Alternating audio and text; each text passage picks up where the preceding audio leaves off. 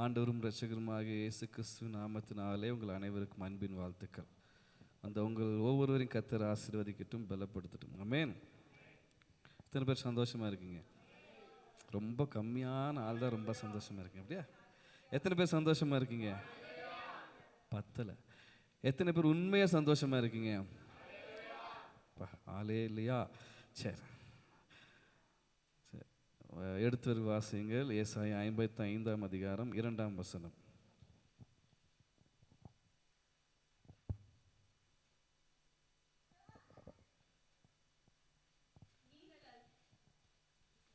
வாசிங்க.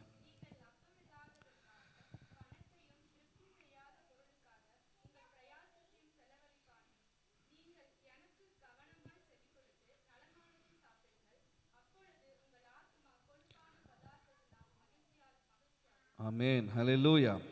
நீங்கள் எனக்காக கவனமாய் செவி கொடுத்து நலமானதை சாப்பிடுங்கள், அப்பொழுது உங்கள் ஆத்துமா கொழுப்பான பதார்த்தத்தினால் மகிழ்ச்சியா. ஆமென், ஹல்லேலூயா. ஆமென். நலமானதை சாப்பிடுங்கள். ஆமென்.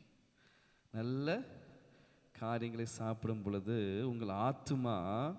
ஆமாம், இது எதை குறித்து சொல்லுகிறது இந்த வசனம்? முதல் வசனத்தில் வாசிக்கும் பொழுது தாகமாக இருக்கிறவர்களே,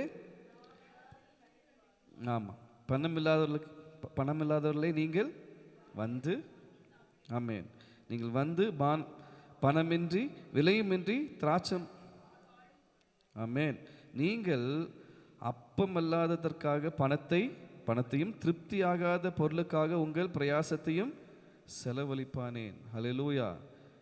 எதற்கோ பிரயாசம் எடுக்கிறீங்களே அப்படின்னு சொல்லி ஆரம்பித்து விட்டுட்டு நீங்கள் எனக்கு கவனமாய் செவி கொடுத்து நலமானதை சாப்பிடுங்கள். ஆமென். கர்த்தர் இந்த நாட்களிலே நம்மளோடு விரும்புகிற ஒரு காரியம் என்ன அப்படின்னா, கர்த்தருக்கு என்று செவி கொடுத்து நலமானதை சாப்பிடுங்கள். ஆமென், ஹல்லேலூயா. ஆமாம், இஸ்ரவேல் ஜனங்களை கர்த்தர் வழிநடத்தும் பொழுது அவர் எப்படி போஷித்தார் என்பது உங்கள் எல்லாருக்கும் தெரியும், அப்படி தானே? ஆமாம், எத்தனை பேருக்கு தெரியும்? ஆமாம், எப்படி 40 வருஷமும் எப்படி போஷித்தார்? மன்னாவினால் போஷித்தார். ஆமாம், எக்ஸோடஸ், அதாவது யாத்திராகமம் 16 அதிகாரம் எடுத்துக்கொள்வோம். யாத்திராகமம் 16 அதிகாரம் 4 வசனத்திலிருந்து நம்ம அப்படியே வாசிக்கலாமா?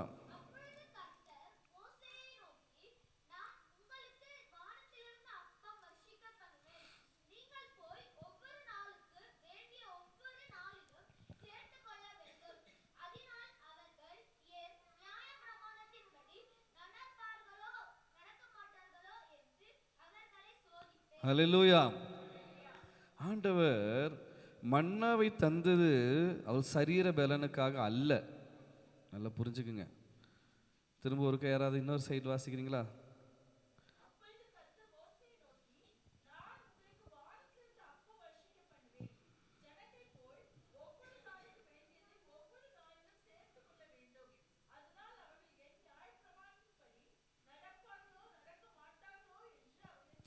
ஆமென், ஹல்லேலூயா.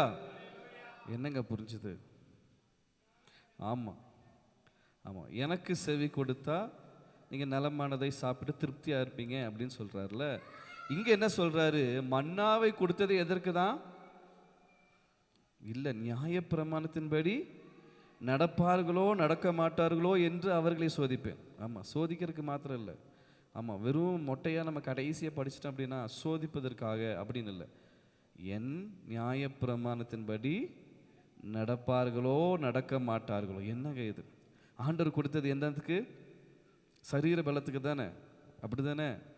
பசிச்சிருக்கும், வனாந்திரத்தில் சாப்பாடு இல்லை, நல்ல செடிகளோ கொடிகளோ வயல்களோ இல்லை. அப்போ ஆண்டவர் என்ன பண்ணுறார்? இவர்களுக்கான தேவையான ஆகாரத்தை பரத்திலிருந்து தருகிறார், அப்படி தானே? ஆனால் அதற்கு கீழாக மோசே இடத்துல ஒன்று என்ன சொல்கிறார்? எனக்கு செவி கொடுத்து. ஆமாம், அப்படி தானே? இல்லை, அதனால் அவர்களின் நியாயப்பிரமாணத்தின்படி. ஆமாம், ஏன் இதில் மன்னாவை கொடுக்கும் பொழுது இப்படி ஒரு வார்த்தையை சொல்லி வைத்திருக்கிறார் அப்படின்னு நீங்கள் அதற்கு கீழே உள்ள வசனங்கள் எல்லாம் வாசிக்கும் பொழுது நீங்கள் தெரிந்து கொள்ளலாம். சரி, வாசிப்போமே. 6ஆம் நாளிலே அவர்கள் நாள்தோறும் ம் ம்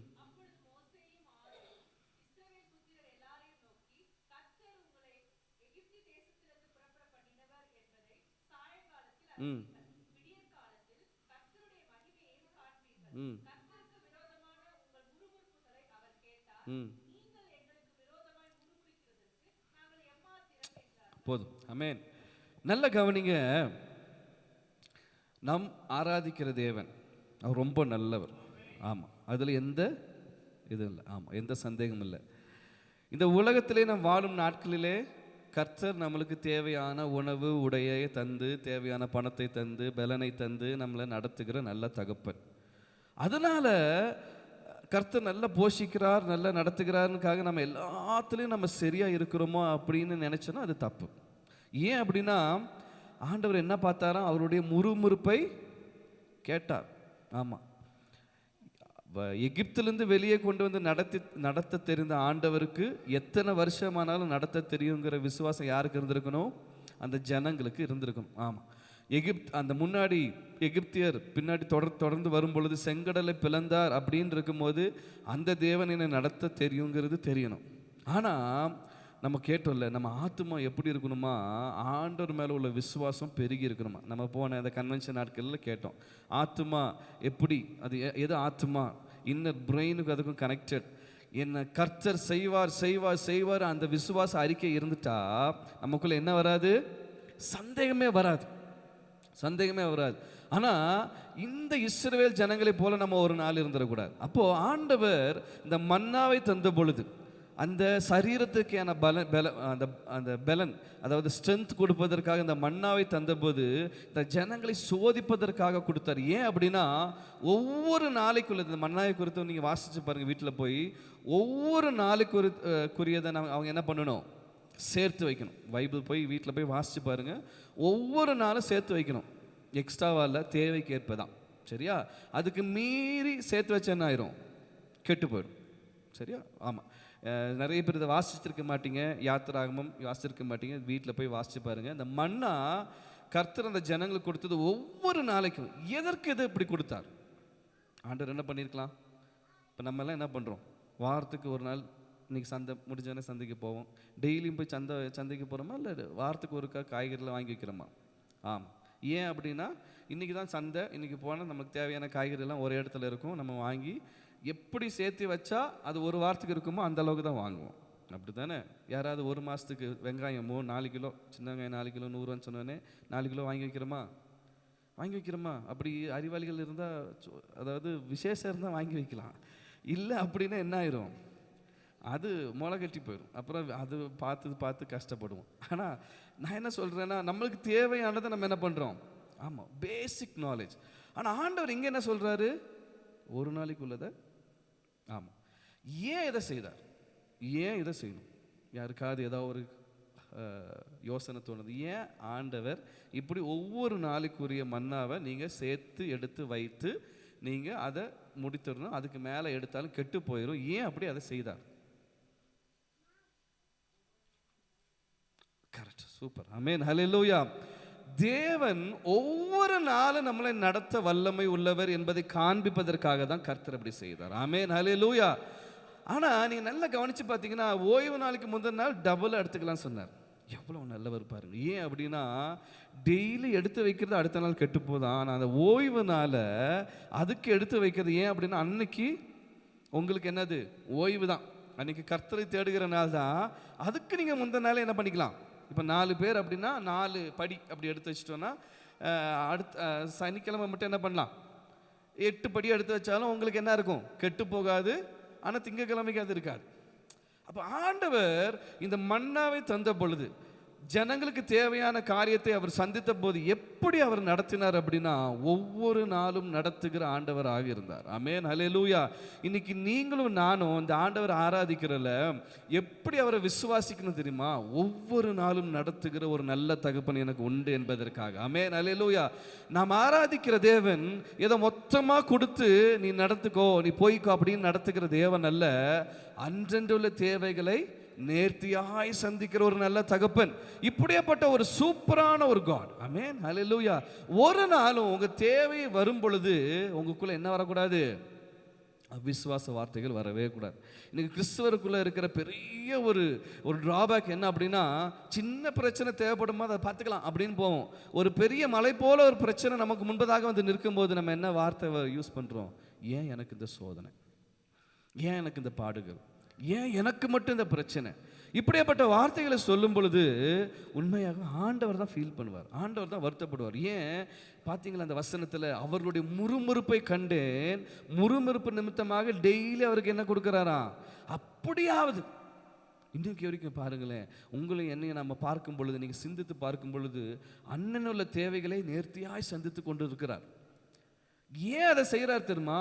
நம்ம பெர்ஃபெக்ட் என்பதற்காக அல்ல, இன்னும் கொஞ்சம் வளரட்டும், இன்னும் கொஞ்சம் வளரட்டும், இன்னும் கொஞ்சம் வளரட்டும், இன்னும் கொஞ்சம் ஆண்டருக்குள்ள இன்னும் நெருங்கட்டும் அப்படின்பத இன்னும் ப்ரூவ் பண்ணுறதுக்காக தான் இன்னைக்கு ஆண்டர் நம்மளை சந்தித்து கொண்டிருக்கிறார ஒழிய, நான் 100க்கு 100 சரியா இருக்கிறேன், நான் ஆண்டவருக்கு பிரியமா இருக்கிறேன், ஆண்டவர் பிரியப்படுகிறபடி நான் வாழ்கிறேன் என்பதற்காக அல்ல. ஆனால் இதுவே நம்முடைய வாழ்க்கையே போய்விடக்கூடாது, இதுவே நம்முடைய வாழ்க்கையே போய்விடக்கூடாது. ஏன் அப்படின்னா ஆண்டவர் சொன்ன காரியம் பாருங்க, அதனால் அவர்களின் நியாயப்பிரமாணத்தின்படி நடப்பார்களோ நடக்க மாட்டார்களோ என்று அவர்களை சோதிப்பேன். 40 years அவர் சோதித்து பார்த்தார். ஆனாலும் அவர்கள் ஜெயித்தார்களா? ஜெயிக்கல. ஆனால் நம்ம அப்படி இருக்கக்கூடாது. ரெண்டாவது, அவர்கள் அதற்கு ஒரு பேர் வைத்தார்கள். என்ன அது? மன்னா. 16:31 இருக்கும். 16ஆம் அதிகாரம் 31ஆம் வசனம்.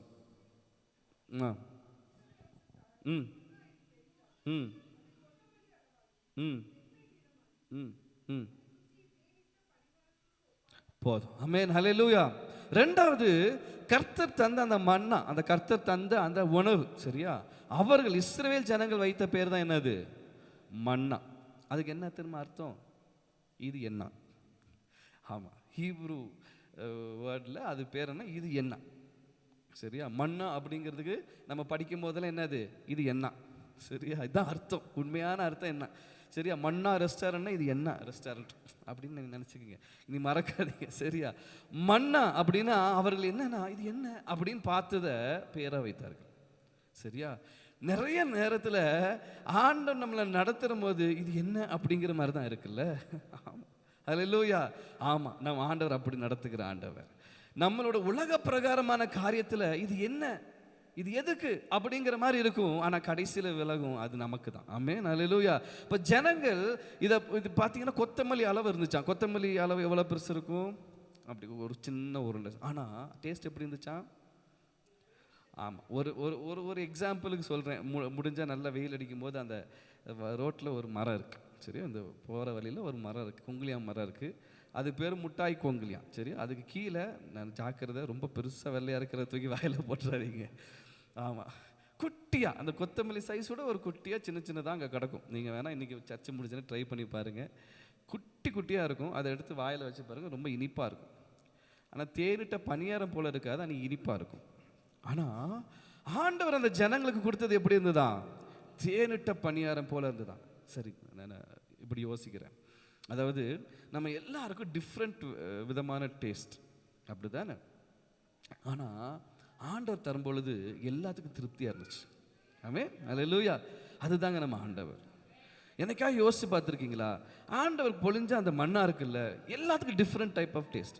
எனக்கு ஜீரக சம்பா பிரியாணி பிடிக்கும், என் ஒய்ஃபுக்கு எது பிடிக்கும்? ஆமாம், பாரு, எல்லாத்துக்கும் தெரியும். ஏன் அப்படின்னா அவங்களுக்கு பாஸ்மதி ரைஸ் பிடிக்கும். அதே போல தான் இங்கே பிரியாணிலேயே இப்போ நம்ம ஹோட்டலில் போய் கேட்குறோம். என்னமோ ஒரு ஹோட்டலில் அன்றைக்கி உட்கார்ந்த போது கேட்டாங்க இப்படி, மதுரைக்கு நான் இந்த கிராஜுவேஷன் போயிருந்தப்போ ஒரு ஹோட்டலில் உட்கார்ந்த போது பிரியாணி கேட்டப்போ அவங்க கேட்ட வார்த்தை என்னென்னமா, ஜீரக சம்பா பாஸ்மதியா அப்படின்னு கேட்குறாங்க. ஏன்? ஒவ்வொருத்தருக்கும் ஒவ்வொரு டேஸ்ட், அப்படி தானே. ஒரு சிலருக்கு பரோட்டா, ஒரு சிலருக்கு இப்படி தான். ஆனால் எல்லாத்துக்கும் எல்லாமே டேஸ்ட் ஒத்து வராது. ஆனால் ஆண்டவர் கொடுக்குற மன்னா பாருங்க, எல்லாத்துக்கும் திருப்தியாக இருந்திருக்கு, எல்லாத்துக்கும் தேனிட்ட பணியாரம் போல இருந்திருக்கு. ஆமென், ஹல்லேலூயா. நம்ம ஆராதிக்கிற தேவன் அவர் கொடுக்கும் பொழுது எதுவுமே குறையா கொடுக்குற தேவனே அல்ல. ஆமென், ஹல்லேலூயா. எதுவுமே குறையா கொடுக்குற தேவன் அல்ல. ஆனாலும் கொடுக்கும்போது எதுக்கு திரும்ப நம்ம கொடுக்குறாரு? அவரோட வழியில் நம்ம நடக்கிறோமா இல்லையான்னு டெஸ்ட் பண்ணுவதற்காக. சில நேரங்களில் நம்ம என்ன பண்றோம் தெரியுமா? ஆண்டவர் தர ஆசீர்வாதத்தை பெற்றுக்கொண்டு என்னமோ நம்ம தான் ஜெயிச்ச மாதிரி, நம்ம தான் பெரிய ஆள் ஆன மாதிரி சொல்லிட்டு என்ன பண்றோம்? அதுல பெருமை வந்துடுது. இல்ல, ஒரு நாள் நமக்குள்ள என்ன வரக்கூடாது? பெருமை வந்துடக்கூடாது. இது கர்த்தர் தந்தது. ஒரு நாளும் நம்ம என்ன சொல்லக்கூடாது? இது நான் சம்பாரிச்சதுன்னு சொல்லக்கூடாது. இது கர்த்தர் தந்தது. எல்லாரும் என்ன சொல்லுவீங்க? இது கர்த்தர் தந்தது. எனக்கு தந்த பலன் இது யார் தந்தது? கர்த்தர் தந்தது. எனக்கு தந்த இந்த உணவு யார் தந்தது? ஆமா. எத்தனை பேருக்கு சாப்பிடும் பொழுது ஜெபம் பண்ணி சாப்பிடுகிற பழக்கம் உண்டு? கொஞ்சம் கைகள் உயருது. பழகுங்க, பழகுங்க. நான் எங்கேயோ ஹோட்டலில் கூட எனக்கு அந்த பழக்கம் இருக்கு. கவனிச்சிருக்கீங்கன்னு நினைக்கிறேன். ஆமாம், சாப்பாட்டில் இலையை வச்சோன்னே ஜெபம் பண்ண மாட்டேன். சாப்பாடு வந்தோடனே ஜெபம் பண்ணுவேன். ஆண்டவரே, இந்த ஆகாரத்தை தந்ததுக்கு நன்றி. அவ்வளோதான். ஏன் தெரியுமா? அதையும் சாப்பிட்றதுக்கு பலனை கொடுத்துருக்கிறார்ல. எங்கே நல்ல ஹோட்டல்னால நான் வைக்கப்பட மாட்டேன். முதல்ல அது வந்தோடனே எனக்கு பழகிருச்சு. அந்த கை அது மேலே வச்சுட்டு, இயேசுவே இந்த ஆகாரத்தை தந்ததுக்கு நன்றி. கொஞ்சம் பயமாக இருந்துச்சுன்னா, எனக்கு ஒன்றும் ஆகக்கூடாதாண்டவரேன்னு சொல்லி ஜெபம் பண்ணியிருக்கேன். அது உண்மையாக ஜெபம் பண்ணியிருக்கேன். ஆனால் இப்படி ஜெபம் பண்ணுவது ஏன்? இந்த உணவை கொடுக்கறதுக்கும் கர்த்தர் தான் கிருபை கொடுத்துருக்கிறார். என் கையில் பணம் இருக்கலாம், ஒரு பிரியாணி இல்லை 100 பிரியாணி வாங்குறதுக்கு பணம் இருக்கலாம். ஆனால் அந்த பிரியாணி வாங்கி சாப்பிடுவதற்கு பலனை கொடுத்துருக்கிறார். அதுக்கு நன்றி. ஆமென், அல்லேலூயா. அப்போ கர்த்தர் நம்மளுக்கு தருகிற ஒவ்வொன்றும் அது அவர் நம்ம சோதித்து தான் பார்க்குறாரு. என்ன தெரியுமா? இதுக்கு என்ன நன்றி உள்ளவனாக இருக்கானா? ஆனால் ஜனங்கள் அப்படி இல்லை. ஜனங்கள் அப்படி இல்லை. ஆனால் நாம் அப்படி இருக்கக்கூடாது. ஆமென். மன்னாவை தந்தது எதற்கு? அவர்களை போஷித்து வழி நடத்துவதற்கு. 2வது சோதிப்பதற்காக. அது மாத்திரமல்ல, இது என்ன நம்ம வாழ்க்கையில் சில நேரங்களில் என்னங்கிறது தெரியாமே ஆண்டவர் நம்மளுக்கு ஹெல்ப் பண்ணுவார். என்னங்கிறது புரியாமல் ஹெல்ப் பண்ணுவார். அப்போ இருந்தும் உங்கள் இருதயத்தில் இருக்க வேண்டிய என்ன தெரியுமா? இது கர்த்தர் செய்தது தான். ஏதோ ஒரு சூழலில் வரலாம், யார் மூலியமாவது நம்மளுக்கு உதவி வரலாம், யார் மூலியமாவது நம்மளுக்கு தேவையான காரியம் வரலாம். ஆனால் நம்ம சொல்ல வேண்டியது என்ன தெரியுமா? இது கர்த்தர் தந்தது. ஆமென், ஹல்லேலூயா. ஆமென். அது மாத்திரமல்ல, 3வது நான் ஒரே ஒரு காரியம் சொல்கிறேன். டியூட்ரோனமி, அதாவது உபாகமம் 8ஆம் அதிகாரம். உபாகமம் 8ஆம் அதிகாரத்தை எடுத்துக்கொள்ளுங்களேன். முதல் வசனத்திலே வாசிக்கணும்.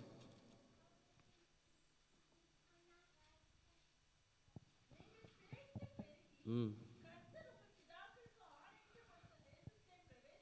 ம் ம் ம் ம்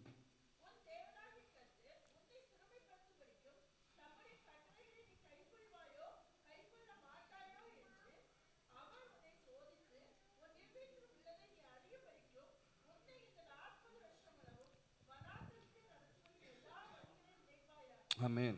ம் ம்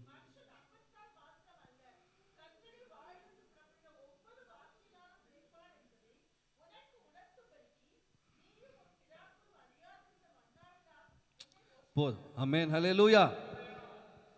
கவனிங்க, இந்த இடத்துல நம்ம வாசிக்கும் பொழுது நிறைய இடத்துல சோதிக்கும்படி, டெஸ்ட் பண்ணும்படி. அப்போ நல்லா புரிஞ்சுக்க. 3வது, கர்த்தர் நம்மளுக்கு செய்கிற ஒவ்வொரு காரியத்திலையும் ஆண்டவர் ஏதோ ஒன்று நம்மகிட்ட எதிர்பார்க்கிறார். ஆமென், ஹல்லேலூயா. கர்த்தர் நமக்கு செய்கிற எல்லா காரியத்திலும் என் ஆண்டவர், இப்போ நம்ம மனுஷனாக இருக்கும் பொழுது நம்ம ஒருத்தங்களுக்கு உதவி செய்தோன்னா நம்ம சாதாவாக உதவி செய்ய மாட்டோம். ஏதோ ஒரு பிரதிபலனை எதிர்பார்த்து தான் நம்ம உதவி செய்கிற அதிகமான மக்கள் இருக்காங்க. அப்படி தானே? இப்போ இவனுக்கு நான் உதவி செஞ்சால் அவன் எனக்கு திருப்பி என்ன பண்ணுவான்? உதவி செய்வான். உதவியே செய்ய முடியாதுங்க. அவங்களுக்கு நம்ம போய் உதவி செய்வோமா? மனுஷனாக இருந்தால் செய்ய மாட்டோம். ஆனால் நல்ல மனுஷனாக இருந்தால் செய்வோம். அது 2 விதமாக இருக்குல்ல. பிரதிபலன் எதிர்பார்க்காம செய்கிறது என்னது? நல்ல மனுஷனுக்கு அழகு. ஆனால் பிரதிபலனோடு எதிர்பார்க்குறது மனுஷன். இது குறையா இல்லை, இது மனுஷனுக்குள்ளே இருக்கிற ஒரு புத்தி. ஆமென், ஹல்லேலூயா. ஆனால் ஆண்டவர் இங்கே என்ன சொல்லுகிறார் பார்த்தீங்கன்னா, சோதித்து பார்க்கிறார். ஒவ்வொரு காரியத்திலும் என் நியாய பிரமாணத்தின்படி நடக்கிறார்களோ, அந்த வனாந்தர வழியில் திருப்பி எதுக்கு? எனக்கு கீழ்ப்படுகிறார்களோ, எல்லாம். அப்போ 3வது நான் என்ன சொல்றேன்னு, எல்லா காரியத்திலையும் ஆண்டவர் நம்ம கிட்ட ஏதோ ஒன்று எதிர்பார்த்து தான் செய்து கொண்டு இருக்கிறார். என்ன அப்படின்னா ஒண்ணுமே கிடையாது. அவருக்கு பிரியமா நான் இருக்கிறேனா இல்லையா என்பதை டெஸ்ட் பண்ணுவதற்காக. நம்ம கிடைக்கும் போதெல்லாம் தேங்க்யூன்னு வாங்கி கொண்டு போவதற்காக அல்ல, நெக்ஸ்ட் லெவலில் கர்த்தருக்கு பிரியமாய் நடப்பதற்காக நம்ம என்ன பண்ணணும் தெரியுமா? அவருக்கு பிரியமான வழியிலே நடப்பதற்கு நம்மளை ஒப்பு கொடுத்து பழகணும். அது ரொம்ப கஷ்டம். இப்போ இருக்கிற சிச்சுவேஷனில் அது ரொம்ப கஷ்டம். ஏன் அப்படின்னா, அவர் எதிர்பார்க்கிற அளவுக்கு நம்ம வாழ்க்கை இருக்கா அப்படின்னா இல்லை. ஆனால் கர்த்தர் விரும்புகிறது என்ன அப்படின்னா, எதிர்பார்க்கிற அளவுக்கு இவன் மாறணும், எதிர்பார்க்கிற அளவுக்கு நம்முடைய வாழ்க்கை மாறணும் என்பதற்காக பாருங்களேன், நீங்கள் பிழைத்து பெருகி, 8ஆம் அதிகாரம் 1ஆம் வசனம், நீங்கள் பிழைத்து பெருகி கர்த்தர் உங்கள் பிதாக்களுக்கு ஆணையிட்டு கொடுத்த தேசத்தில் பிரவேசித்து அதை சுதந்திரிக்கும்படி நான் இன்று உங்களுக்கு விதிக்கிற, ஆமா, எல்லாத்துலேயும் ஜாக்கிரதையா இருங்க அப்படின்னு சொல்றார். பிழைத்து பெருகும்படி. இன்னைக்கு உங்களை பார்த்து சொல்றேன், நீங்களும் பிழைத்து பெருகும்படி கர்த்தர் இட்ட கட்டளையில நடப்பதற்கு ஜாக்கிரதையா இருங்க. சாவதானமா இருங்கள்ங்கிற அர்த்தம் என்னது? ஆமா, ஜாக்கிரதையா இருங்கள் தானே? ஆமா, ஜாக்கிரதையா இருங்கள்.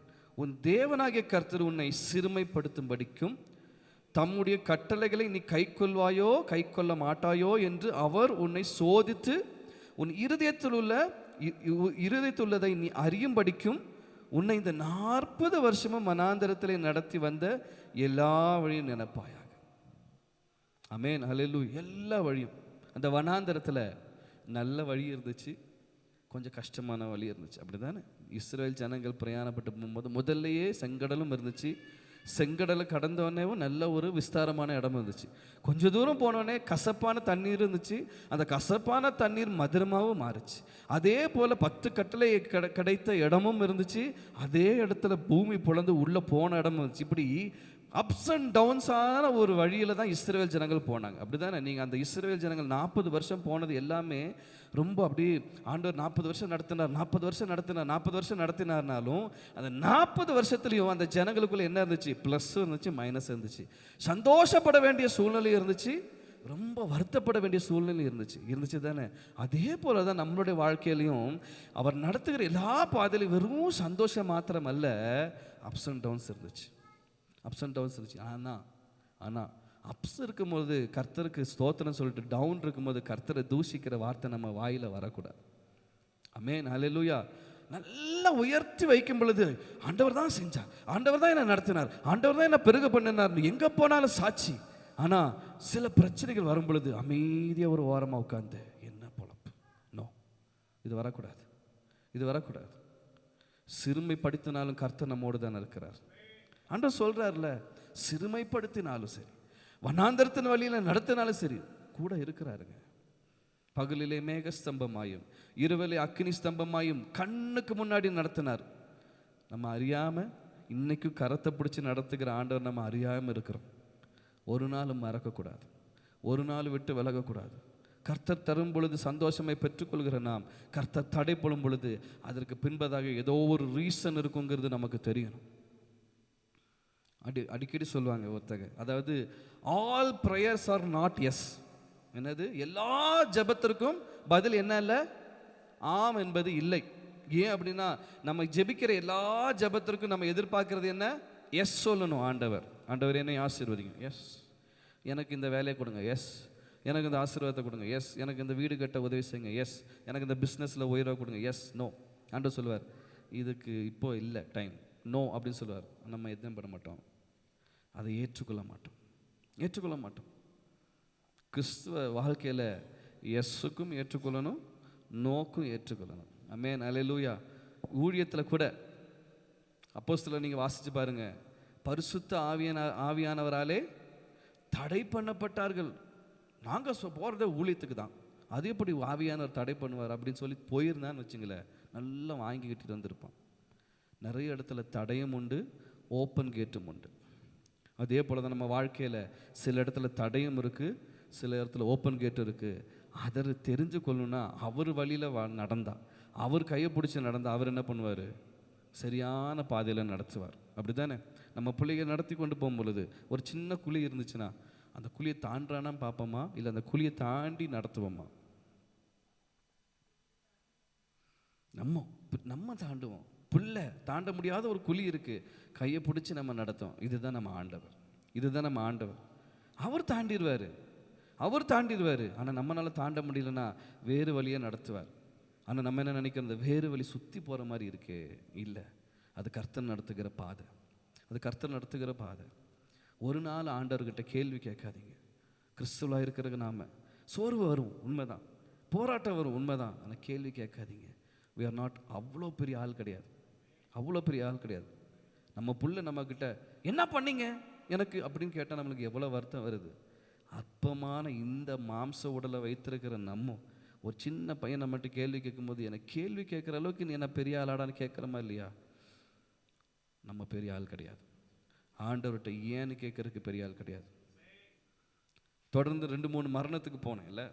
ஒரு மரணம் 50 வயசில், ஒரு மரணம் ஒரு 60 வயசு கூட ஆகலைன்னு நினைக்கலாமா. 2 மரணமே திடீர் மரணங்கள். ஆனால் அவங்க 2 பேர் வீட்லேயும் சொன்னது, ஆண்டவர் எப்படி கேள்வி கேட்க முடியும், எப்படி கேள்வி கேட்க முடியும், சீரியஸ் எப்படி கேள்வி கேட்க முடியும், ஏன் இதை செய்தார்னு தெரியாது. ஒருத்தர் ஊழியத்துக்கு போன இடத்துல மரித்தார், இங்கே வந்தார்ல டோனியன், ஊழியத்துக்கு போன இடத்துல மரித்தார். இன்னொருத்தங்க பேரனை இன்னைக்கு வாங்குறாங்க, அடுத்த நாள் அதே ஹாஸ்பிட்டலில் அங்கேயே உழுது சாகுறாங்க. எப்படி இருக்குல்ல, ஆசையாக இருந்தாங்க. அந்த பையன் சொன்ன ஒரு வார்த்தை, எங்கள் அம்மா எத்தனையோ பேருக்கு என் பிள்ளை இந்த பிள்ளை இப்படி வளர்த்தணும், இப்படி தான் குளிப்பாட்டணும், இப்படி தான் பண்ணணும்னு சொல்லி கொடுத்த ஒரு நர்ஸ். அவங்க நர்ஸ்.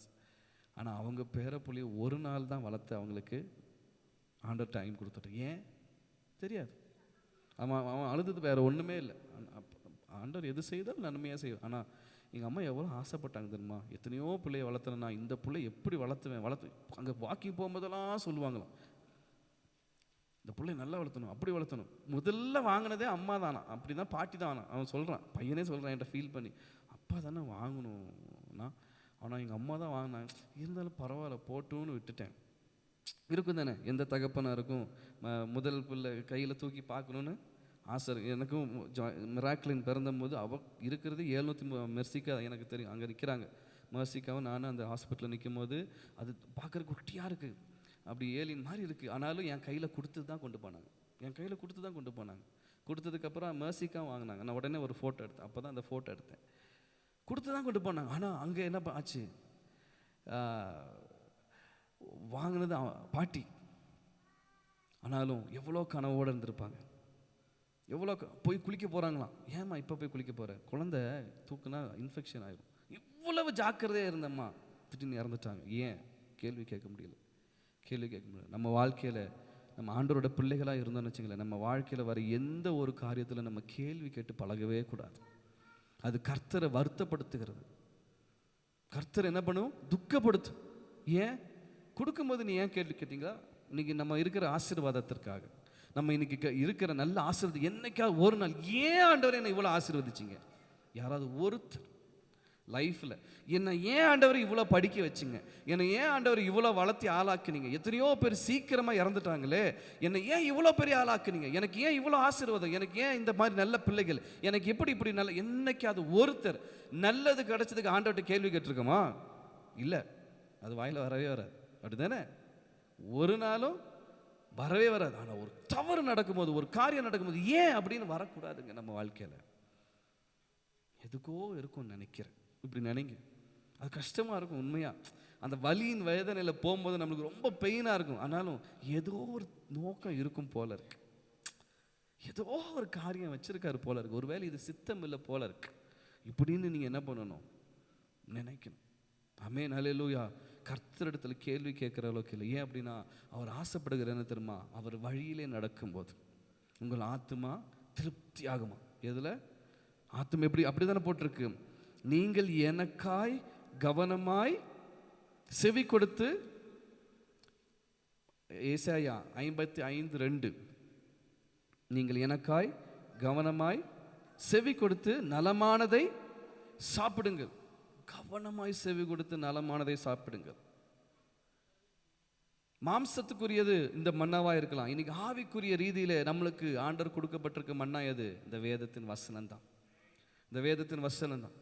இந்த வசனம் எவ்வளவு வல்லமை நிறைந்ததுன்னு உங்களுக்கு தெரியாதுங்க. சீரியஸா சொல்றேன், எவ்வளவு பலம் உள்ளதுன்னு உங்களுக்கு தெரியறதில்ல. 40 வருஷம் நடக்கிறதுக்கு அந்த மன்னா பலன் கொடுத்துச்சுன்னா, நீங்க 100 வருஷம் நடப்பதற்கும் இந்த மன்னா நம்மளுக்கு பலன் கொடுக்குது. ஆமென், அல்லேலூயா. அந்த அந்த வனாந்தர பாதையில் 40 வருஷம் அவர்கள் அந்த உடை வந்து என்னாகலையா, பழசாகலையா, அவங்க செருப்பு தேயிலையா. அது மாத்திரமல்ல, நடக்கக்கூடிய பலனையும் இந்த மண்ணா தான் கொடுத்துச்சுன்னா நம்ம எத்தனை வருஷம் வாழலாம்னு தெரியாது. இப்போ எனக்கு 40 வயசு, எனக்கு 40 வருஷமும் இந்த மண்ணா தான் எனக்கு பலன் கொடுத்துச்சு. இன்னும் 20 வயசா, இன்னும் 30 வயசா, இன்னும் 40 வயசா, ஆனால் அத்தனை வருடங்களும் இந்த மண்ணா தான் நம்மளுக்கு பலன் கொடுக்கும். Give strength. Amen, hallelujah. இதில் நடப்பதற்கு எப்படியா இருக்கணுமா? ஜாக்கிரதையாக கவனமாயும் இருக்கணும். அது என்னங்க ஜாக்கிரதையாக கவனமாக? இந்த 10 கட்டளை எடுத்து வாசிச்சிங்கன்னு வச்சுங்களேன், யாத்திராகமம் 20ஆம் அதிகாரத்தில் இருக்கும் 10 கட்டளை எடுத்து வாசிங்கன்னு வச்சுங்களேன், ஆண்டவர் சொன்னது இது வந்து டைரக்டாக வானத்திலேருந்து சொல்லியிருக்கிறதா. அதாவது யாத்திராகமம் 20ஆம் அதிகாரத்தை எடுங்களேன்,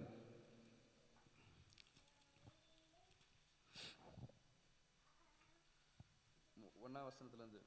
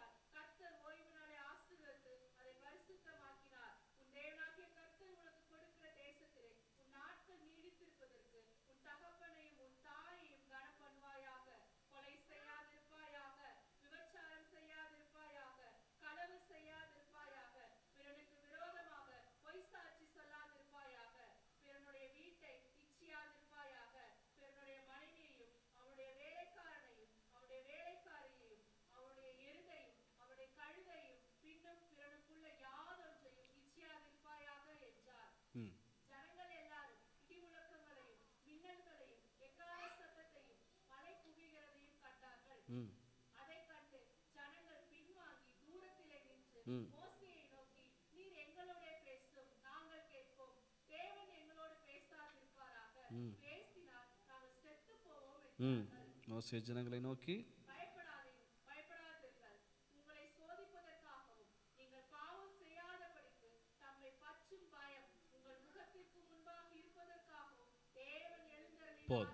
ஆமென், ஹல்லேலூயா. இந்த 10 கட்டளையும் கொடுத்தது அவர்கள் நடப்பதற்காக தான், அது மாத்திரமல்ல சோதிப்பதற்காகவும். ஆமென், ஹல்லேலூயா. நம்ம ஆண்டவர் நிறைய நேரத்தில் சோதிப்பார். அவருடைய வார்த்தையின்படி நடக்கிறோமா என்பதை பார்த்து சோதிப்பார். எதுக்கு தெரியுமா? நடக்கிறோமா இல்லையா என்பதற்காக. இந்த 10 கட்டளை வீட்டில் போய் வாசிச்சு பாருங்க. இது வானத்திலிருந்து உரைக்கப்பட்ட அந்த வார்த்தைகள்.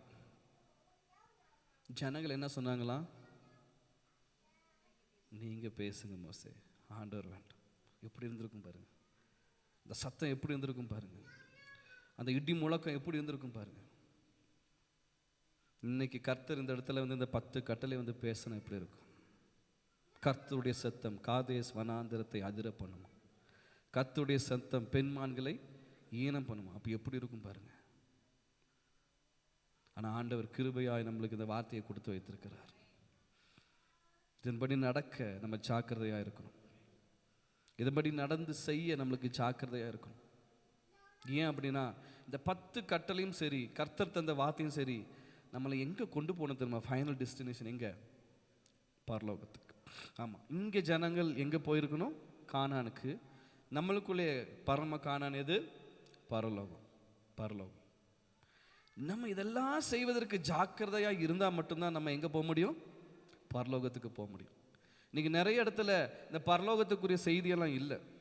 இன்றைக்கி நிறைய இடத்துல நம்ம பரலோகம் போகணுங்கிறதே இல்லை.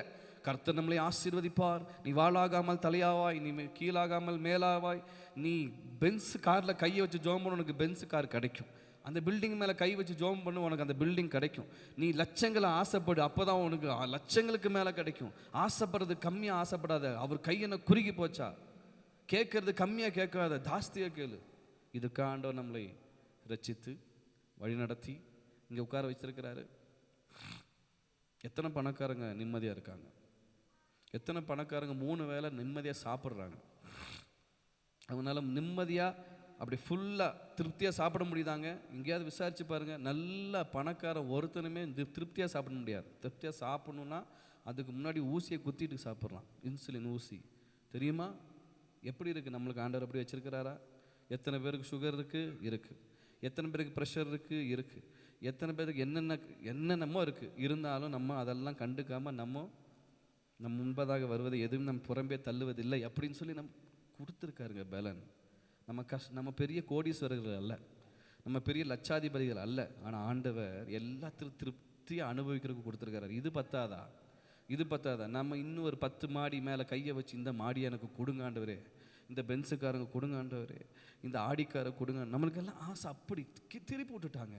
நமக்கு அங்கே இருக்கக்கூடாது ஆசை. நம்ம பரலோகத்துக்கு போகணும். எத்தனை பேர் பரலோகத்துக்கு போகணும்? எத்தனை பேர் பரலோகத்துக்கு போகணும்?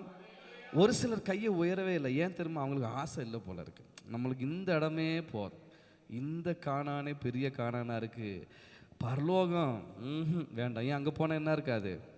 இந்த மாதிரி ஜாலியாக அங்கே பரோட்டா பிரியாணி இல்லை கிரில் சிக்கன் இந்த மாதிரிலாம் கிடைக்காதோ தெரில.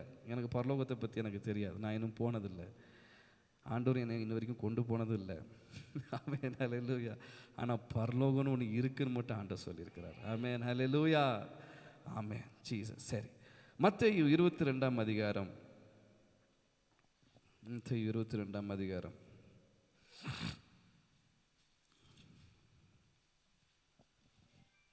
1ஆம் வசனத்திலிருந்து இயேசு மறுபடியும் அவர்களோட ஊமைகளாக பேசி சொன்னது என்னவென்றால் அப்படின்னு. ஊமை அப்படிங்கிறது ஒரு உண்மையான கதை அல்ல, சரியா? ஒரு காரியத்தை புரிந்து கொள்வதற்காக, ஒரு காரியத்தை ஈஸியாக நம்ம மனதில் பதிய வைப்பதற்காக ஆண்டவர் கொடுக்கிற இந்த ஊமை.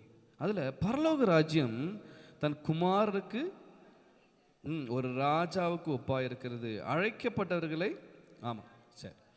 இந்த வசனங்களை நம்ம வாசிக்கும் பொழுது, நான் சீக்கிரம் முடித்துறேன். இந்த வசனங்களை வாசிக்கும் பொழுது ஒரு கல்யாண விருந்துக்கு அழைக்கப்பட்டது போல பரலோக ராஜ்யம் இருக்கான், சரியா? எப்படின்னா பரலோக ராஜ்யம் எப்படி? ஒரு கல்யாண விருந்துக்கு அழைக்கப்பட்டது போல இருக்கான். அப்போது 3ஆம் வசனத்தில் அழைக்கப்பட்டவர்களை கல்யாணத்திற்கு வர சொல்லும்படி அவன் தன் ஊழியக்காரரை அனுப்பினான். அவர்களோ முதலாவது, இந்த சுவிசேஷம் என்பது பொதுவானது. இது இந்த ஜாதிக்கு, இந்த இனத்துக்கு, இந்த ஊருக்கு, இந்த நாட்டுக்கு இல்லை. இது பொதுவானது. அழைப்பு பொதுதான், ஆனால் அழைக்கப்பட்டவர்கள் வரல அப்படின்னா அது ஒன்றும் பண்ண முடியாது. இன்றைக்கும் இந்த வார்த்தையை கேட்கிற நீங்கள், இந்த வார்த்தைகள் உங்களுக்கானது. இதை ஏற்றுக்கொள்வது ஏற்றுக்கொள்ளாது யாரோட பாடு? ஆம், கல்யாணத்துக்கு நான் கூப்பிட்றேன், வாங்க போவோம். கல்யாணம் பரலோக ராஜ்யம் எதுக்கானது? ஒரு கல்யாணத்துக்கு ஒப்பாக இருக்குது. ஆமாம், இதுக்கு நான் சரி வாங்க போவோம் அப்படின்னு சொல்கிறது. வரதும் வராததும் அது உங்கள் சைடில் இருக்குது, கர்த்தர் பக்கம் இல்லை. கர்த்தரை என்னை இழுத்து கொண்டு போய் பரலோகத்தில் எட்டி மிதித்து தள்ளி நோ இல்லை. இது நம்ம சைடில் தான் இருக்குது. இதுக்கு போகிறதும் போகாது நம்ம பக்கம், சரியா? அப்போ 4ஆம் வசனம், அப்பொழுது அவன் வேறு ஊழியக்காரரை அழைத்து, நீங்கள் போய் இதோ என் விருந்தை, என் எருதுகள் கொளுத்த ஜந்துகளும் அடிக்கப்பட்டது,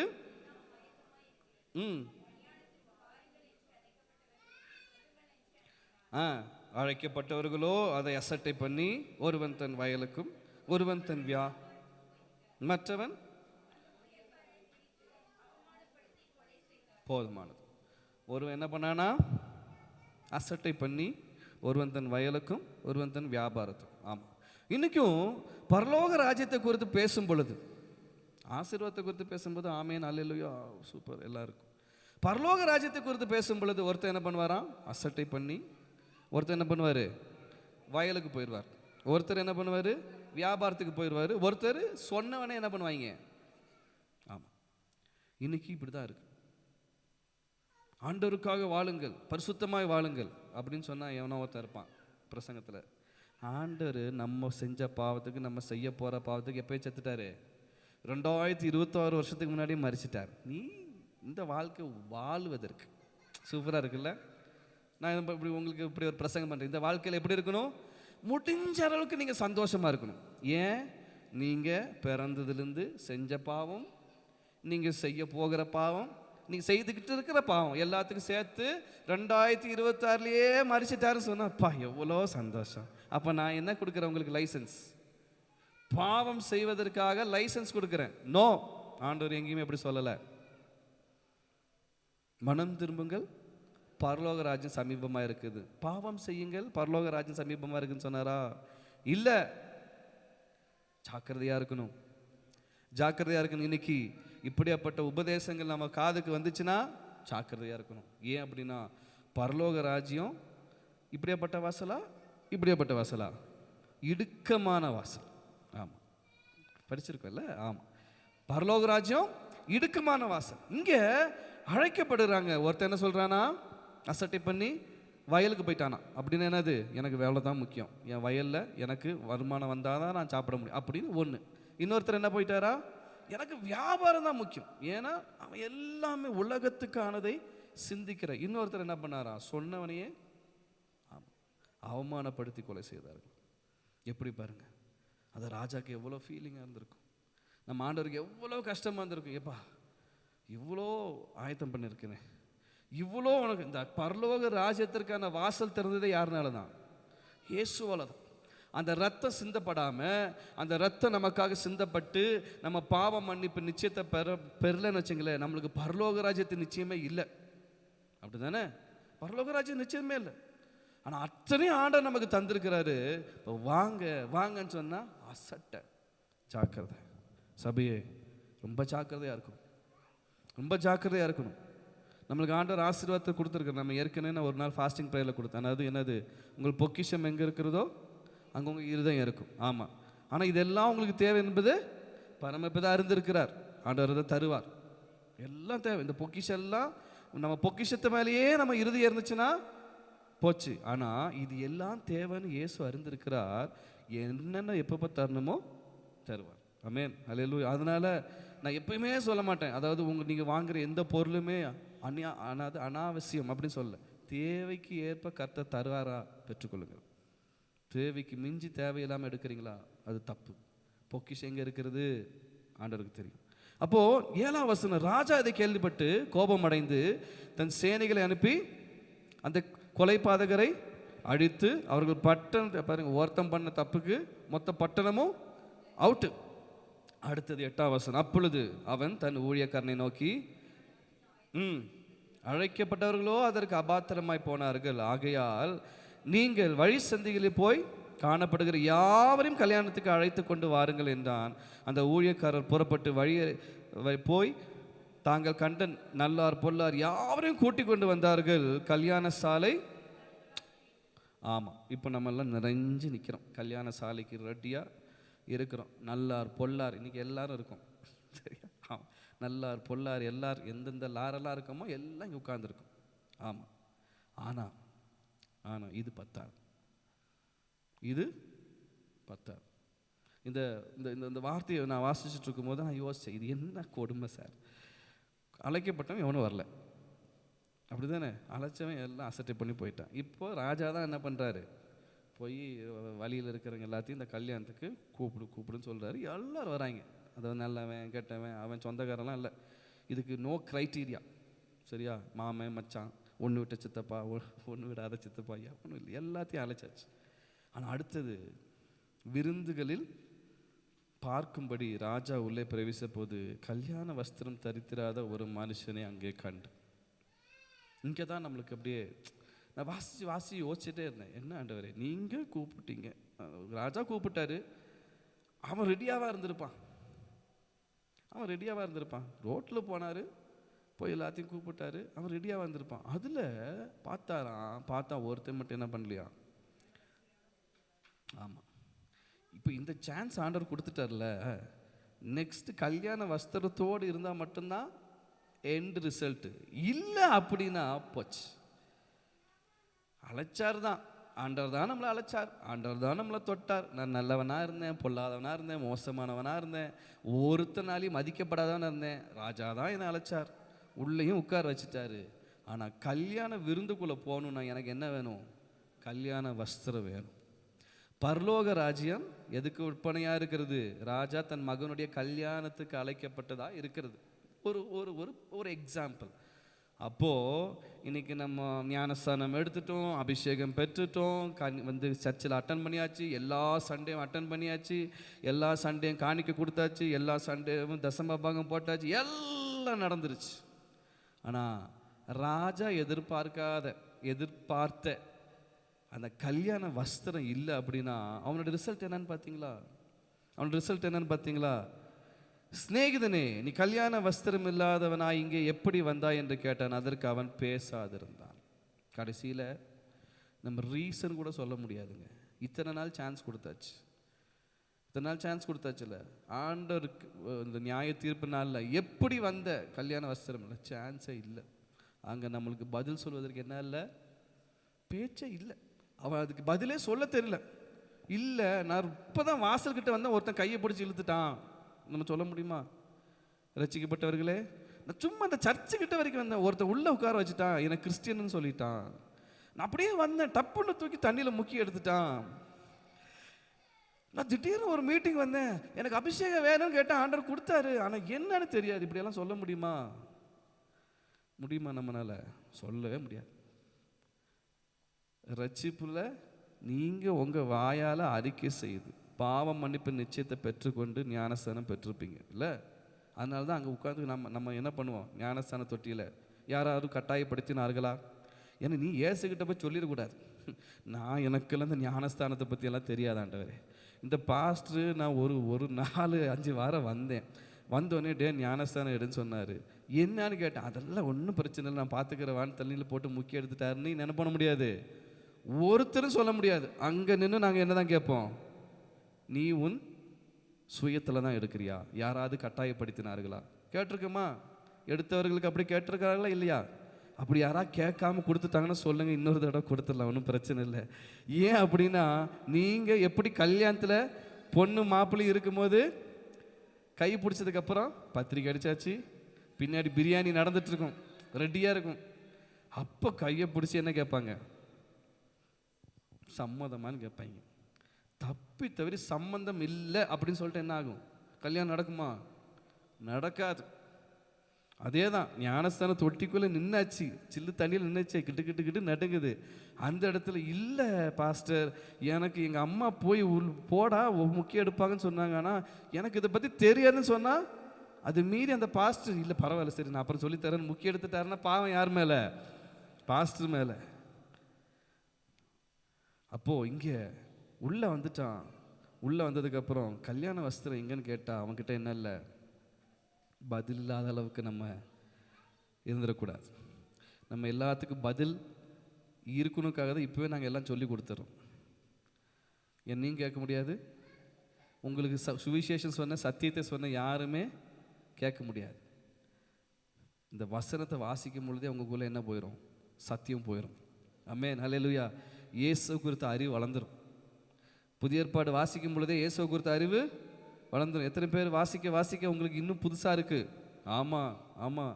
இந்த வேதத்தை வாசிக்க இந்த வருஷம் வாசிட்டு அடுத்த வருஷம் வாசித்தாலும் புதுசாக இருக்கும். புதிய காரியத்தை கற்றுக் கொடுப்பார். ஏன் தெரியுமா? ஆண்டவர் கற்றுக் கொடுத்துருவார். இந்த சத்தியத்தில் என்ன இருக்குது? மன்னா. இப்போ இருக்கிற இந்த பூமியில் இந்த புதிய உடன்படிக்கை நாட்களில் நம்மளுக்கு கொடுக்கப்பட்டிருக்கிற மன்னா எதுதான்? அதனால தான் நான் ஜெபிக்க வரும்போதும் யார் ஜெபிக்க வந்தாலும் என்ன சொல்லுவேன்? ஒன்றும் பிரச்சனை இல்லை, வீட்டில் போய் டெய்லி ஒரு 10 வசனம் வாசிங்க, ஒரு 20 வசனம் வாசிங்க. ஏன்? அந்த சத்தியம் இந்த மண்ணா போகும்போது தானாக உள்ளே இருக்கிற ஆத்மா என்ன ஆயிரும்? சரியாயிரும். யாரும் நம்மளை குழப்பவே வேண்டாம், யாரும் நம்மளை போட்டு மண்டை திருப்பவே வேண்டாம். ஏன்? ஆவியானவர் நம்மளுக்கு போதித்து தருவார். ஆமென், ஹல்லேலூயா. அப்போ இங்கே கல்யாண வஸ்திரம் இல்லாத ஒருத்தனை பார்த்து என்ன கேட்குறாரு? எங்கே உன் கல்யாண வஸ்திரம்? அதுக்கு அவன் என்னன்னா பதில் இல்லாமல் இருந்தான். அப்பொழுது ராஜா பணிவிடைக்காரரை நோக்கி, இவனை புறம்பான இருளிலே. ஆமாம், இதுக்கு என்ன அர்த்தம்? இந்த புறம்பான இருளில் எது? நரகம். கல்யாணத்துக்கு இந்த கொடைக்கானல் மிராக்கல் ஏஜ் சர்ச்சுக்குள்ளே உட்கார்றது மேட்ரு இல்லை. இல்லை எத்தனையோ சபைகள் இருக்குது, ரெகோபோத் ஏஜி சபையோ, இல்லை ஏசி ஆவடியோ, இல்லை எஃப்ஜிபிசி, இன்னமும் பெரிய பெரிய சபைகள் இருக்கலாம். அதுக்குள்ளே போய் உட்கார்றது மேட்ரு இல்லை. அங்கே போகும்போது கல்யாண வஸ்திரத்தோடு போகிறது தான் மேட்டர். ஆமென், ஹல்லேலூயா. ஆண்டவர் விரும்புகிற அந்த ரட்சிப்பின் ஆடையோடு, ஆண்டவர் விரும்புகிற அந்த பரிசுத்த ஆடையோடு நம்ம போனால் மட்டுமே நம்மளுக்கு என்ன இருக்குது அங்கே ஓப்பன். இல்லை அப்படின்னா கையும் காலும் கட்டி போட்டுருவாங்களாம். ஏன் அப்படி செஞ்சாருன்னு தெரியல. சும்மாவாது போய் இருள ஒருவேளை குதிச்சு வந்துடுவானோ என்னன்னு தெரில. ஆனால் ஜாக்கிரதை. ஏன் அப்படின்னு ஆண்டவர் விரும்புகிறது என்ன தெரியுமா? எனக்கு கவனமாய் செவி கொடுத்து, எனக்கு கவனமாய் செவி கொடுத்து. அந்த வார்த்தையை நல்லா கவனித்து பாருங்கள்.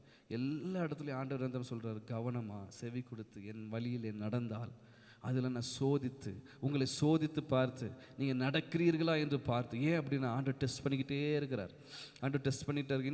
இன்னுமே நம்மளுக்கு நமக்குள்ளே என்ன இருக்குது? பொறாமை இருக்கா? நமக்கு எத்தனை பேருக்குள்ளே பொறாமை இருக்குது? சிலர் தலைகளெல்லாம் இப்படி இருக்குங்க.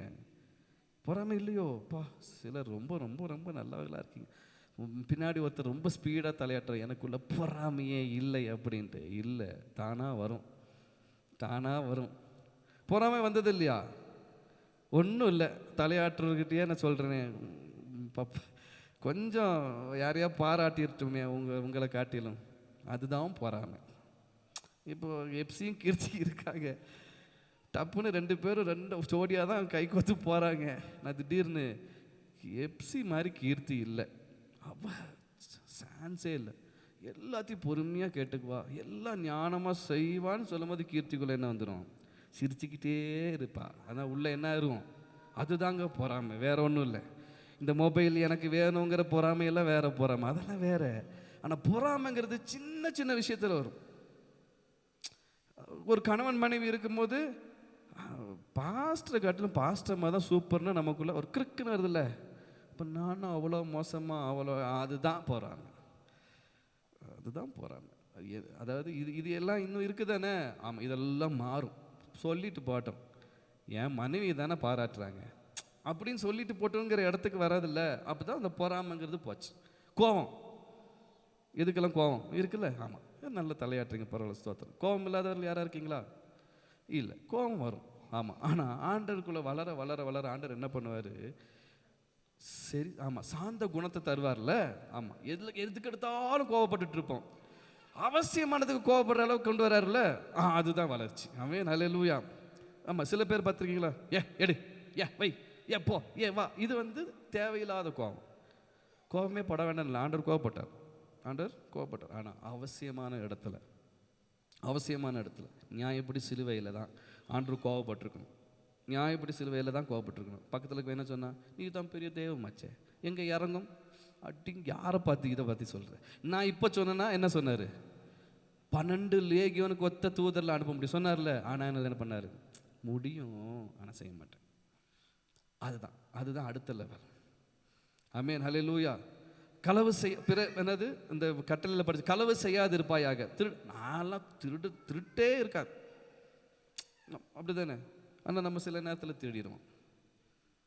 சில காரியங்கள் ஒருத்தங்களுக்கு நியாயமாய் செல்ல வேண்டியதை நம்ம எடுத்து வச்சாவே என்னதான்? திருட்டு தான். ஆனால் நம்ம அதை என்ன பண்ணுவோம்? நியாயப்படுத்துவோம். இல்லை, அது எனக்கு வர வேண்டியது தான், இவ்வளோ நாள் இங்கே இருந்துச்சு, நான் தெரியாமல் எடுத்து வந்துட்டேன், இது எனக்கு இல்லை. ஆண்டவரோட பார்வையில் என்னது? திருட்டு. அதே போல் பிறனுக்கு விரோதமாய், ஆமாம், அடிக்கடி நம்மளுக்கு என்ன வந்துடும்? அந்த பொய். இப்போ நம்மளே திடீர்னு ஃபோன் பண்ணுவோம், பாஸ்டர் எங்கே இருக்கீங்க? நான் தான் பக்கத்தில் வந்துட்டேன், அப்போ தான் வீட்டில் ஏறி இருப்பேன். அவங்கள பிரியப்படுத்துறதுக்காக சொல்கிற பொய். இது மாறி, இல்லைங்க இப்போ தாங்க கிளம்பியிருக்கேன், இன்னும் ஒரு 10 நிமிஷம் ஆகும். ஏன் லேட்டு? கிளம்புனதேங்க லேட்டு அப்படின்னு சொல்கிற இடத்துக்கு வரும் தெரியுமா? ராஜசேகர் பாஸ்டர் அப்படி தான். ராஜசேகர் பாஸ்டர் எப்பயுமே என்னமோ அதுதான் சொல்லுவார். அது அவரோட முதிர்ச்சி. அந்த வயசுக்கு வரும்போது நம்மளும் ஆயிடுமோ, அதுக்கு முன்னாடி ஆயிடணும். அது ஏன்னா போரெல்லாம் வர ஆரம்பிச்சிருச்சு. சீக்கிரத்தில் வருகையும் வந்துடும். நான் ராஜசேகர் பாஸ்ட் வயசு வரும்போது நான் மாறிக்கிறேன்னு இருந்தேன்னு வச்சுங்களேன், அதுக்குள்ளே போயிடுச்சு. அப்புறம் நானும் இந்த நிலமையில் தான். எது, நான் போய் நிற்பேன், ஆண்டவர் கேட்பார் கல்யாண வஸ்திரம் எங்கே அப்படின்னு கேட்பேன். இல்லை ஆண்டவர் இவ்வளோ சீக்கிரம் வருவீங்கன்னு எனக்கு தெரியாதுன்னு சொல்ல முடியுமா? பதிலே இருக்காது. சபையே ஜாக்கிரதையாக இருங்க. நம்ம சர்ச்சுக்கு போகிறதோ, அபிஷேகம் பெற்றுக்கொண்டதோ, ஞானஸ்தானம் எடுத்ததோ, காணிக்கை போட்டதோ, தசமபாகம் போட்டதோ, எல்லா ப்ரேயருக்கு அட்டன் பண்ணதோ மேட்ரு இல்லை. இந்த பரலோகத்துக்கு நேராக நம்ம போகும் பொழுது அந்த வஸ்திரம் தருத்துள்ளாய் ராஜா முன்னாடி நிற்கணும். ஆமென், ஹல்லேலூயா.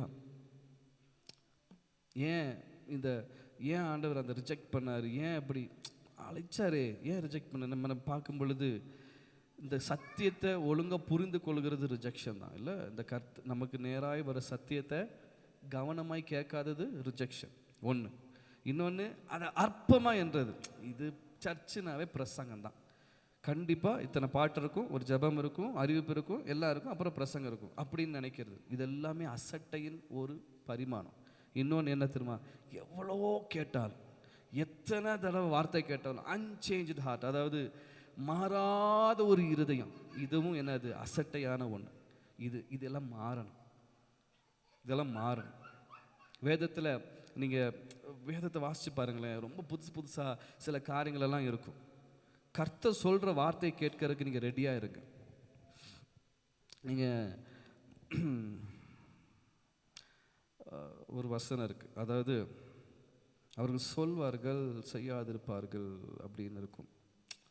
மத்தேயுவில் தான் இருக்குது, ஆனால் இங்கே இருக்குது, ரைட் சைடில் இருக்கும். பரிசேயர் சதுசேயரை பற்றி இருக்கும் பொழுது அந்த இடத்துல சொல்லுவாங்க, அவர்கள் சொல்லுகிறபடி செய்யுங்கள், ஆனால் அவர் செய்கிறபடி நீங்கள் செய்யாதிருங்கள்னு இருக்கும். மத்தேயுவில் 22 ஓகே 23. பின்பு இயேசு ஜனங்களை தம்முடைய சீஷர்களையும் நோக்கி, வேதபாரகரும் பரிசேயரும் மோசேயினுடைய ஆசனத்தில் உட்கார்ந்திருக்கிறார்கள், ஆகையால் நீங்கள் கை கொள்ளும்படி அவர்கள் உங்களுக்கு சொல்லுகிற யாவையும் கை கொண்டு செய்யுங்கள். யாரை பற்றி சொல்றாரு? பரிசேயரையும் வேதபாரகரையுமா? ஆமாம். இவங்க எங்கே உட்கார்ந்துருக்காங்களா? மோசேயின் ஆசனத்தில். அப்படின்னு என்ன அர்த்தம்? மோசேயோட ஆசனம்னா மோசே தான் உடன்படிக்கையெல்லாம் நம்மளுக்கு கொடுத்தது, நம்மளுக்கு நியாயப்பிரமாணத்தை கொடுத்தது. அப்போது இந்த ப்ரீச்சர் அப்படிங்கிற இடத்துல உட்கார்ந்துருக்காங்க. சத்தியத்தை அறிவிக்கிற இடத்துல யார் உட்கார்ந்துருக்கா? வேதபாரகரும் பரிசேயரும். அப்போ ஆண்டவர் என்ன சொல்கிறாரு? அவர்கள் சொல்லுகிறபடி நீங்கள் செய்யுங்க. அப்படின்னு என்னது? இப்போ நான் தான் அந்த பரிசேயர், நான் தான் வேதபாரகர்னா, நான் அந்த வசனத்தை போதிக்கிறேன், நான் சொல்கிறபடியெல்லாம் நீங்கள் செய்யுங்க. அடுத்தது இருக்கு, யாவையும் கை கொண்டு செய்யுங்கள், அவர்கள் செய்கின்படியோ.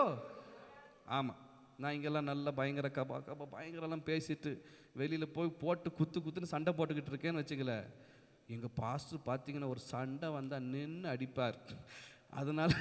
அதனால் நான் நின்று செய்யாதீங்க, அது செய்யாதீங்க. ஆண்டவர் தான் சொல்கிறார்.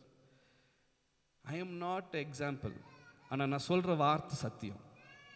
என்னது? நான் சொல்கிற வார்த்தை சத்தியம். ஆனால் உங்களுக்கு நான் ஆண்டவர் என்ன கொடுத்துருக்காரு? இந்த டிசைனிங் கொடுத்துருக்கார், அந்த பகுத்தறிவை கொடுத்துருக்கிறார். நான் இங்கே இருந்துட்டு நான் பயங்கரமான தாழ்மை உள்ளவன், நான் பயங்கரமான பொறுமை உள்ளவன் சொல்லிட்டு வெளியே வந்துட்டு யாரை பார்த்தா இதை பேசுகிறேன்னு சொல்லி நான் அடிக்க போகிறேன். அப்போ நீங்கள் என்ன சொல்லக்கூடாது? எங்கள் பாஸ்டரே அடிப்பார், நான் அடினோம் இல்லை. அதனால தான் ஆண்டவர் தெளிவாக சொல்லிட்டார். என்ன தெரியுமா? அவர்கள் உங்களுக்கு சொல்லுகிற யாவையும் கை கொண்டு நடங்கள், சரியா? அவர்கள் செய்கையின்படியே செய்யாதிருங்கள், ஏனெனில் அவர்கள் சொல்கிறார்கள், சொல்லியும் செய்யாதிருக்கிறார்கள். யாராவது சொல்லி செய்யாதிருக்கிறார்களா? அவர்களை நீங்கள் ஃபாலோ பண்ணாதீங்க. யாராவது ஒருத்தர் சொல்லி செய்யாமல் இருக்கிறாங்களா? அவங்கள ஃபாலோ பண்ணாதீங்க. அது வீட்டில் இருக்கிறனாலும் சரி, அது ப்ரீச்சராக இருந்தாலும் சரி, வார்த்தையை கேட்க வேண்டிய நேரத்தில் வார்த்தையை கேளுங்க, அதன்படி நடக்க நீங்கள் ஒப்பு கொடுங்க. ஏன்னா இது உங்களுக்கான வார்த்தை, இது கர்த்தர் இந்த ஓய்வுனால உங்களுக்கான கொடுக்கப்படுகிற வார்த்தை. இதில் என்ன பார்த்தீங்கன்னா நீங்கள் கேட்க மாட்டீங்க, ஆனால் வார்த்தையை பார்த்தீங்கன்னா நீங்கள் கீழ்ப்படுவீங்க. ஆமென், ஹல்லேலூயா. இப்படி நீங்கள் மாறும் பொழுது கண்டிப்பாக சொல்கிறேன், கர்த்தர் உங்களை சரி செய்து அந்த பரலோக ராஜ்யத்துக்கு நேராக கொண்டு செல்வார். ஆமென், ஹல்லேலூயா. ஏசாயா 55:2 நம்ம பார்க்குறோம்ல, அதாவது எனக்கு கவனமாய் செவி கொடுத்து நலமானதை, அவருக்கு செவி கொடுத்து நலமானதை நீங்கள் சாப்பிடுங்க. அப்பொழுது உங்கள் ஆத்துமா, ஆமென், அப்பொழுது. சரியா? எல்லாம் உங்கள் பக்கமே விட்டுறேன். நான் சொல்கிறேன், நீங்கள் செய்யுங்க. நான் சொல்கிறேன், ஆனாலும் நீங்கள் நலமானதை சாப்பிடுங்க, நீங்கள் நல்லதை எடுத்துக்குங்க. கெட்டது எதாவது சொல்கிறாங்களா, வேதத்தின்படி வேதத்துக்கு புறமானது எதாவது வருதா, leave it, don't take it. அதுக்கு நீங்கள் சத்தியத்தில் வளர்ந்தால் மட்டும்தான் முடியும். அதுக்கு நீங்கள் சத்தியத்தில் வளர்ந்தால் மட்டும்தான் முடியும். நான் ஒரு சின்ன ஒரு சாட்சியை மாத்திரம் சொல்லிவிட்டு அப்படியே நான் முடிக்க விரும்புகிறேன். நான் ஏற்கனவே ஒரு பாஸ்டர்கிட்ட சொன்னதான், எனக்கு ஜெர்சன் எடன்பரோ ரொம்ப பிடிக்கும். இப்போது நிறைய பேரை பிடிக்கும். இன்றைக்கி நிறைய பாஸ்டர்ஸ் இருக்காங்க. அன்னைக்கு வந்ததில் ஆல்வின் தாமஸ், ஜெர்சன் எடன்பரோ, இப்படியெல்லாம் நிறைய பேர் இருந்தாங்க. ஆனால் ஒரு காரியம், என்னை வளர்த்தின பாஸ்டர் சத்தியத்தில் தான் வளர்த்தினார். No hero worship. அதாவது என்னது, ஒருவனை ஹீரோவாக பார்க்கக்கூடாது. இன்றைக்கி வாலிபர்களே, ஆமாம், ஜான் ஜெபராஜை ஹீரோவாக பார்க்கக்கூடாது, ஒரு தெய்வ மனுஷனாக பாருங்கள். அந்த பாட்டை கேளுங்க, அவ்வளோதான். அதுக்கு மேலே அவன் செய்கிறபடியே செஞ்சிங்கன்னா, அவன் ஜான் ஜெபராஜை இப்படி சிறைச்சி விட்டுருக்காரு, நான் அப்படி நோ, தேவையில்லை. உனக்கு டீசெண்டாக இருக்க வேண்டிய இடத்துல டீசெண்டாக இருக்கு. அதே மாதிரி இன்னொருத்தங்க அப்புறம் போகிறாரு போல், அவங்க பார்த்தீங்கன்னா கலர் கலராக நெயில் பாலிஷ் போட்டு, நானும் போடுவேன். நோ, அது அவங்க பாடு, அது அவங்க பாடு. Don't follow them. அப்புறம் போகிறது போட்டோம், நீங்கள் எப்படி போகிறீங்களோ. ஆமாம், ஆனால் நான் ஜாக்கிரதையாக சொல்கிறேன், don't follow, don't take summon has hero R heroine. யாரையாவது இன்றைக்கி ஒரு கூட்டம் இருக்குல்ல, ஹீரோ வர்ஷிப் மாதிரி, அப்படி யாரையும் கொண்டு போகாதீங்க, தயவு செய்து சொல்கிறேன், தயவு செய்து சொல்கிறேன். ஏன்னா ஜெர்சன் எடின்பரோ ரொம்ப பிடிக்கும். ஒரு பெரிய ஆபிரகாம் ஹெஸ்டர் ஹால் மாதிரி ஒரு ஹாலில் ஒரு மீட்டிங் ரெடி பண்ணுறாங்க. 5 மணி மீட்டிங், நாங்கள் 4:30, ஏன்னா ஃப்ரண்ட் சீட்டில் அவரை பார்க்கணும்னு போய் உட்காந்தாச்சு. ஜான் ஜெபராஜ் மீட்டிங் நிறைய பேர் ஃப்ரண்ட் சீட்டில் உட்காந்ததை நானும் பார்த்தேன்.